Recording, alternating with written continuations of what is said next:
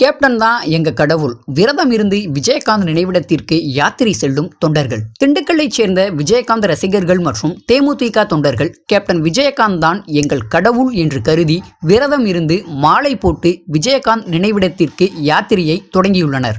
திண்டுக்கல் மாவட்டம் வேடச்சந்தூர் அருகே உள்ள எரியோடு பகுதியைச் சேர்ந்த கேப்டன் விஜயகாந்த் தொண்டர்கள் 11 பேர் குண்டாம்பட்டியில் விஜயகாந்தின் படத்தை வைத்து வழிபட்டு மாலை அணிந்தனர். எரியோடு தேமுதிக பேரூர் கழக செயலாளர் சங்கர் குருசாமியாக முன்னின்று தொண்டர்களுக்கு மாலை அணிவித்தார்.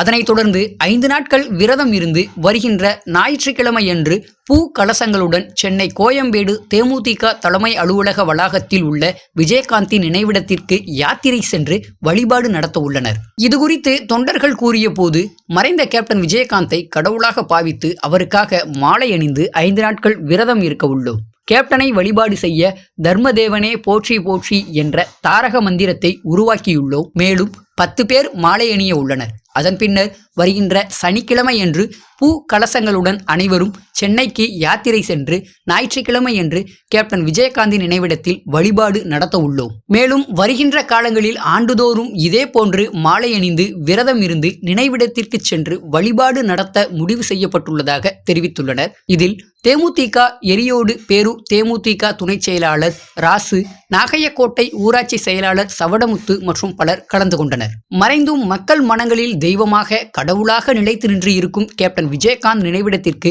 தினமும் பல்லாயிரக்கணக்கான மக்கள் அஞ்சலி செலுத்தி வருகின்றனர். நீண்ட வரிசையில் காத்திருந்து மாலை, கற்பூரம், ஊதுபத்தி ஏற்றி கேப்டனை கடவுளாக வழிபட்டு கொண்டிருக்கின்றனர். தமிழகத்திலேயே முதல் முறையாக அரசியல்வாதி ஒருவருக்கு தொண்டர்கள் மாலை அணிந்து விரதம் இருந்து பூக்கலசம் கொண்டு செல்லும் நிகழ்ச்சி மக்களிடையே ஆச்சரியத்தை ஏற்படுத்தியுள்ளது.